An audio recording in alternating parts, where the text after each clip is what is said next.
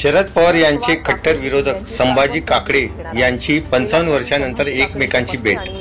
लोकसभा निवडणुका अवघ्या काही दिवसांवर असल्याने लोकसभा निवडणुकीच्या रणधुमाळीत शरद पवार प्रचारात व्यस्त आहेत। दरम्यान बारामतीतूनच त्यांना आपल्याच कुटुंबियांकडून आव्हान मिळाले असल्याने आपला गड राखून ठेवण्यासाठी शरद पवार यांचे सरतीचे प्रयत्न करावे लागत आहेत।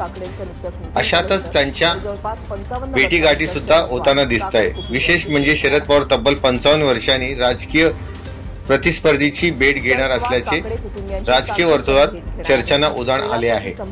शरद पवार हे जवळपास 55 वर्ष प्रतिस्पर्धी असणाऱ्या काकडे कुटुंबियांकडे जात आहेत। त्याचे कारण म्हणजे माजी खासदार कैलासवासी संभाजी काकडे यांची पत्नी कंटावती काकडे यांचे नुकतेच निधन झाले। यामुळे शरद पवार काकडे कुटुंबियांच्या सांत्वन भेटीसाठी जाणार असल्याची माहिती मिळते। शरद पवार यांचे प्रतिस्पर्धी म्हणून कैलासवासी संभाजीराव काकडे, कैलासवासी बाबालाल काकडे ओळखले जात होते।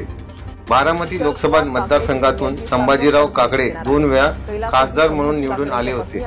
शरद पवार यांचे कट्टर विरोधक म्हणून त्यांची ओळख होती।